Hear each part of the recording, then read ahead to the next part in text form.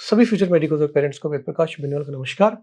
आज के इस वीडियो के माध्यम से हम सारे स्टूडेंट्स की क्वेरी का आंसर करना चाहेंगे जो अभी बीएस फर्स्ट ईयर या सेकंड ईयर में पढ़ रहे हैं और जिनका अभी तक एमडी में एनरोलमेंट नहीं हुआ है। 20 तारीख को जो ऑनरेबल दिल्ली हाई कोर्ट का प्ली को डिसमिस करने का जो ऑर्डर था, उसके बाद बहुत पैनिक सिचुएशन क्रिएट हो चुकी है स्टूडेंट्स में और पेरेंट्स में। और ये सिलसिला कोई आज से नहीं चल रहा है, जब से नया गैजेट आया था तब से ये सिलसिला चल रहा था। कोई कुछ एलिगेशन लगा रहा था, कोई कुछ एलिगेशन लगा रहा था। स्टूडेंट्स और पेरेंट्स जगह-जगह पे अलग-अलग चैनल्स पे जाकर यूट्यूब पे वीडियोज़ फ़ॉलो करते थे कि कहीं कोई हमें सही इन्फॉर्मेशन दे दे।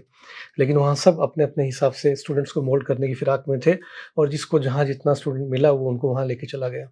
अब हम बात करते हैं करंट सिनेरियो की। आज की डेट में हम उस चौरास्ते पे खड़े हैं कि यदि आज हम कहीं दूसरी जगह भी जाते हैं, तो फिर से हमें उतना ही हेवी अमाउंट पे करनी पड़ेगी।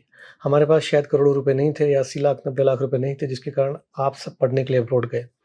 इस सिचुएशन में मैं सभी पेरेंट्स और स्टूडेंट को ये सलाह देना चाहूँगा कि हम ऑलरेडी 1 साल या डेढ़ साल, 2 साल हम लगा चुके हैं और जो कंसल्टेंट अब आपको ये पिच कर रहे हैं कि हम आपको ट्रांसफ़र दिला देते हैं सेकंड ईयर में या थर्ड ईयर में, तो आप उनकी बातों में प्लीज़ नहीं आइएगा। क्योंकि जो बीएस आप स्टडी करते हैं फ़िलीपींस में, वो सिर्फ़ एक प्री रिक्वेस्ट ही है एमडी में जाने के लिए, वो एमबीबीएस का पार्ट नहीं है। तो यदि आप बीएस सेकंड ईयर भी कंप्लीट कर चुके हैं और आपकी फ़ेब में या जून में या जब भी आपकी एमडी शुरू हो रही है, तो आपको किसी अदर कंट्री में यदि ये लोग एडमिशन दिलाएँगे, तो आपको वापस फ्रेश एडमिशन लेना पड़ेगा फर्स्ट ईयर से ही। यदि कोई आपको झांसी देता है कि वो सेकंड ईयर में करा देगा, थर्ड ईयर में करा देगा, तो प्लीज़ आप इन सब चिकनी-चुपड़ी बातों में मत आइएगा। ये सब हैंकी-फैंकी काम करने वाले लोग आपके प्रति सिर्फ़ ये सोच रहे हैं कि हमें कैसे पैसा इनसे और लेना है या पैसे क और किस तरीके से इनसे पैसा कमाना है। आप ऑलरेडी फाइनेंशियल लॉसेस पे बैठे हैं, एकेडमिक लॉसेस पे बैठे हैं। अब बात ये आती है कि हम इंतज़ार करें कुछ समय, तो हमारे पास क्या ऑप्शंस आ सकते हैं। यदि आज की डेट में हम विथड्रॉ करेंगे, तो हमारा जितना भी टाइम और पैसा था, वो पूरा ज़ीरो हो जाएगा। लेकिन अभी जैसा कि कुछ अपडेट्स हैं कि रिव्यू पिटीशन के लिए मेहनत की जा रही है और रिव्यू पिटीशन में यदि कुछ आंतरिक राहत हमें मिलती है, हो सकता है कि जो लॉयर्स थे वो सही तरीके से इसको रिप्रेज़ेंट नहीं कर पाए, जो चीज़ जजेस को बतानी चाहिए थी वो उसको सही तरीके से उसको पेश नहीं कर पाए। लेकिन कहीं न कहीं ऐसा है कि एक और अच्छी स्ट्रॉन्ग लीगल फ़र्म की आवश्यकता है इनको रिप्रेज़ेंट करने के लिए। हालाँकि इस सब चीज़ों के लिए अभी मूवमेंट कुछ अच्छे कंसल्टेंट हैं, जैसा मैंने आपको बताया कि जो सिर्फ़ स्टूडेंट के फ्यूचर के लिए केयर कर रहे हैं, वो हालाँकि अभी कोशिश कर रहे हैं, अपना बेस्ट अपना दे रहे हैं, जिससे शायद कहीं न कहीं सारे स्टूडेंट्स को रिलीफ़ मिले। यूजुअली होता हमेशा यही आया है कि स्टूडेंट्स के फ़ेवर में ही डिसीज़न्स आते रहे हैं, लेकिन इस बार शायद ऑनरेबल कोर्ट में जो रिप्रेज़ेंटेशन सही से नहीं कर पाए, तो हो सकता है इसका खामियाज़ा इन सबको भुगतना पड़े। लेकिन यदि एक जगह से मिस्टेक हुई, तो दूसरी जगह सुधारने का चांसेज़ रहेगा। मेरा आपको करंट सिनेरियो में यही कहने का है, आप अभी अपना कोर्स विथड्रॉ नहीं कीजिएगा, आप फाइनेंशियली ट्रांज़ैक्शन कुछ मत कीजिएगा। जहाँ हमने 1 साल या डेढ़ साल लगाई, वहाँ हम 1 या डेढ़ महीना और लगा सकते हैं, क्योंकि अब कहीं ऐसा ना हो कि हम एक जगह से निकले दूसरी मुसीबत में जा फँसेंगे। क्योंकि अभी भी बहुत सारे कंसल्टेंट भाई-बहन लोग मार्केटिंग देख रहे हैं, किस तरीके से लोग मार्केटिंग कर रहे हैं और बहुत अग्रेसिवली तरीके से उनको वहाँ का कुछ नहीं पता है कि वहाँ कैसे लाइसेंस होगा, क्या नहीं होगा। Nobody nose. लेकिन ये सब ज्ञाता बन के आपको कोशिश करेंगे कि हम आपका वहाँ एडमिशन करा देंगे, वहाँ करा देंगे।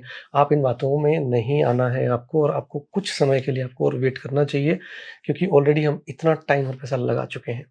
जब इन केस कोई आपको लगे कोई पॉज़िटिव नहीं आ रहा है, तो आप एक डिसीज़न 1 महीने या सवा महीने बाद भी ले सकते हैं, क्योंकि अभी सिर्फ़ 3 दिन हुए हैं और 3 दिन के अंदर काफ़ी चीज़ें अभी पॉज़िटिव हुई हैं, लेकिन अब देखना ये है कि आगे आने वाले टाइम में क्या-क्या चीज़ें कहाँ-कहाँ किस कोर्ट में रिप्रेज़ेंटेशन किया जाता है और कम कहीं हमें कोई रिलैक्सेशन मिल सकता है, क्योंकि आप जो चीज़ डिमांड कर रहे हैं, वो आप ऐसा डिमांड नहीं कर रहे हैं, जो इल्लीगल है या जो अनएथिकल है।